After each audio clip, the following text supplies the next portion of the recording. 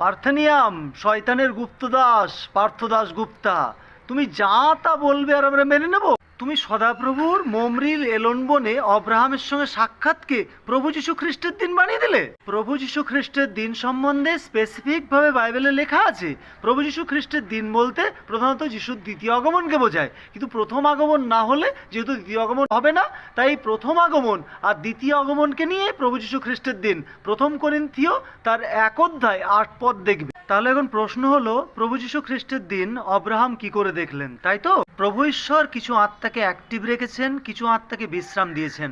আমরা যদি দানিয়েল তার 12 অধ্যায় 13 পদ পড়ি, সেখানে দেখতে পাবো দানিয়েলকে বিশ্রাম দেওয়া হয়েছে।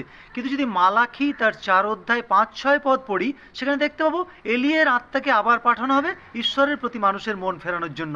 এবং লুক 1 অধ্যায় 17 পদে সেটা দেখা যাচ্ছে। একইভাবে আমরা লুক তার 16 অধ্যায় 19 থেকে 31 পদ পড়লে দেখতে পাই অব্রাহাম রীতিমতো অ্যাক্টিভ আছেন। তিনি রীতিমতো কথাবার্তা বলছেন, বিচার করছেন। সেই জন্যই তিনি যীশু খ্রিস্টের প্রথম আগমন দেখেছিলেন এবং আনন্দিত হয়েছিলেন। আর এই ভাববাণীটা সম্পূর্ণ পূর্ণতা লাভ করেনি, তিনি দ্বিতীয় আগমনও দেখবেন এবং আনন্দিত হবেন। এইটার কথাই বলা হয়েছে।